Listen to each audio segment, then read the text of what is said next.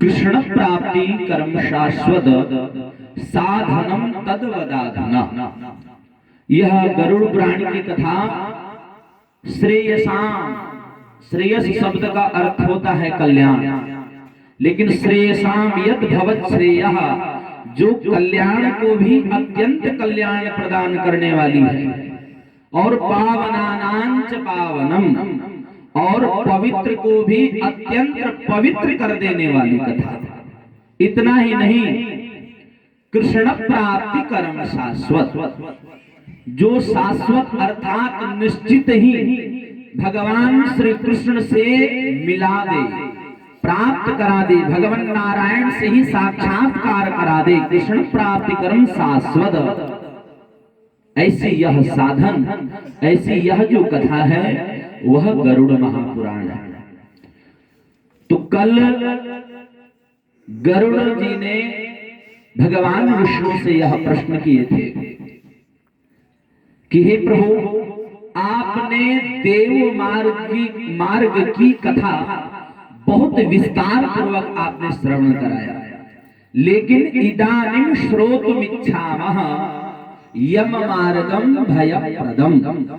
इस समय हम सभी श्रोता समाज का एक ही जिज्ञासा है कि उस यम मार्ग की कथा आप सुनाएं, जिस मार्ग के बारे में बताया गया है कि अत्यंत कठिनाई है, अत्यंत भय को प्रदान करने वाली है।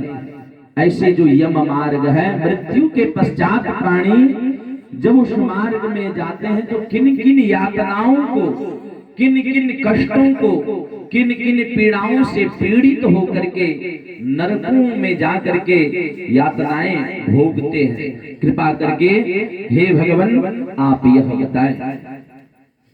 भगवान नारायण ने, जय श्री सीताराम, भगवान नारायण ने भगवान गरुड़ जी से बोले कि गरुड़, तुमने बहुत ही सुंदर प्रश्न, इतना सुंदर प्रश्न किए कि मेरा हृदय जो है अत्यंत आह्लादित हुआ, क्योंकि ये जो प्रश्न है यह सार्वभौम प्रश्न है और सभी के कल्याण के लिए तुमने प्रश्न किया। इसलिए जब तुम्हें हमारे प्रति इतना ही आप सबों का प्रेम है, तो मैं अब कथा का सार, मैं पूरी कथा तो नहीं सुना पाऊंगा, क्योंकि हरि अनंत, हरि कथा अनंता, कथाएं अनंत है, जीवन समाप्त हो जाएगा, लेकिन भगवान की कथा समाप्त होने वाली नहीं है। लेकिन हे गरुड़, मैं तुम्हें कथा का जो सार है वह मैं अब बताने जा रहा हूं, क्योंकि अनंत शास्त्रा बहुलाश्च विद्या, शास्त्र अनंत है, बहुलाश्च विद्या, विद्याएं भी बहुत है, लेकिन मनुष्य के पास क्या कम है? अल्पश्च कालः, हमारे पास समय बहुत कम है। 100 वर्ष की आयु में 50 वर्ष तो सोने में ही हम बिता दिए, अब 50 वर्ष जो बता उसमें आधा तो हम बीमारी में ही लगे रहते हैं, आधा संडे मंडे में ही बिता देते हैं। आज छुट्टी है तो आज ये काम करना है, तो कभी आपदा विपदा। तो कहने का तात्पर्य अल्पश्च कालः, हमारे पास बहुत कम समय है, और बहुविघ्नता, उस कम समय में भी हमारे पास बहुत सारे विघ्न हैं। अल्पश्च कालः बहुविघ्नता, इसलिए यत् सारमेयं तदुपासनीयम्, उस सार को मैं तुम्हें बताने जा रहा हूं, जिस तत्व को जानने मात्र से मनुष्य का कल्याण हो जाता है। जैसे हंसो यथा क्षीरमुवाम्बुवासः, जैसे दूध और पानी को मिक्स कर देते हैं, मिला देते हैं और हंस के सामने रख देते हैं, तो हंस क्या करता है? क्या करता है? दूध को किनारे करके पी जाता है, पानी को छोड़ देता है। कारण सार तत्व को उन्होंने ग्रहण कर लिया। जय श्री सीताराम।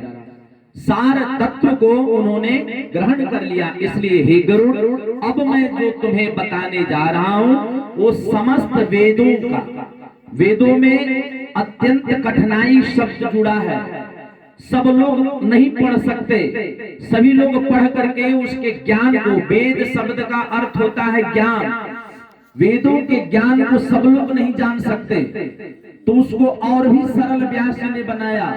बोले पंचम वेद महाभारत का उन्होंने निर्माण कर दिया कि कम से कम महाभारत को पढ़ करके, उनकी व्याख्या को पढ़ करके वेदों के बारे में जान सके।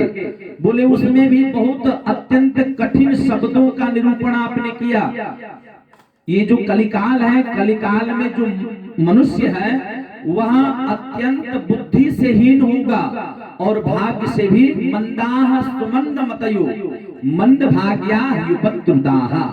ऐसा आया है कि मंद तो होंगे लेकिन बुद्धि से हीन होकर के भाग्य से भी अति निर्बल होंगे।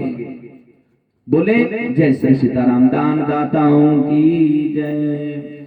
जैसे उन्होंने उदाहरण में बताया कि कलिकाल के जो प्राणी हैं वह ज्ञान उनके पास बिल्कुल नहीं होगा। देखिए जब व्यक्ति अपना जीवन तभी चलाता है या तो ज्ञान हो या तो उसके पास भाग्य हो, लेकिन कलिकाल में बताया गया कि ना मनुष्य के पास ज्ञान होगा और ना ही वो भाग्यशाली होंगे। इसलिए वेदों के पुराणों के इतने कठिन शब्दों को वो नहीं जान सकते, इसलिए और भी सरल कीजिए। तो महाभारत के बाद में व्यास जी ने 18 पुराणों की संरचना कर दी और 18 पुराण, उपनिषद, शास्त्र आदि का निरूपण किए, जिससे सरलता से हर मनुष्य जो नहीं भी पढ़ा लिखा हो वो भी पढ़ करके इस ज्ञान को समझ सके। इसलिए हे गरुड़, अब मैं तुम्हें इस गरुड़ महापुराण का जो सार तत्व है उसे मैं सुनाने जा रहा हूं, इसे ध्यान पूर्वक श्रवण करो। बोले ये सार तत्व क्या है प्रभु, यह बताइए।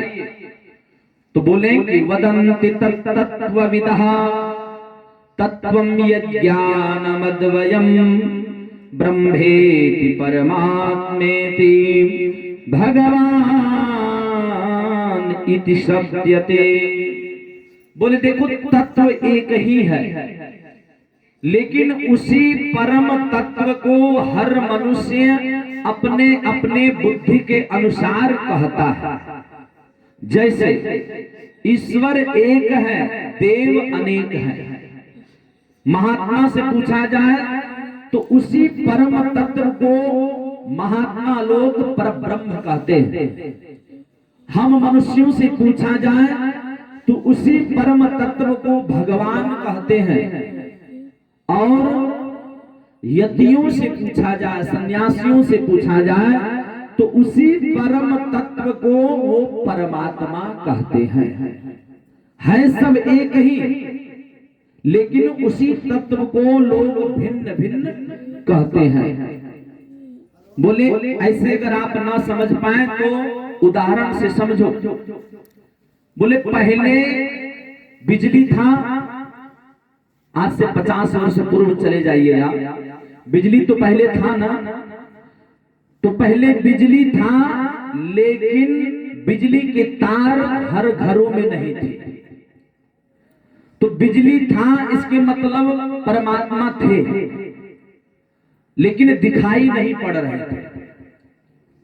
और जब उसी ट्रांसफार्मर के माध्यम से बिजली के कनेक्शन तारों में दौड़ाया गया तो अब हमें दिखाई नहीं देते, लेकिन जब तार को आप छुओगे तब पता चलेगा कि इसमें करंट है।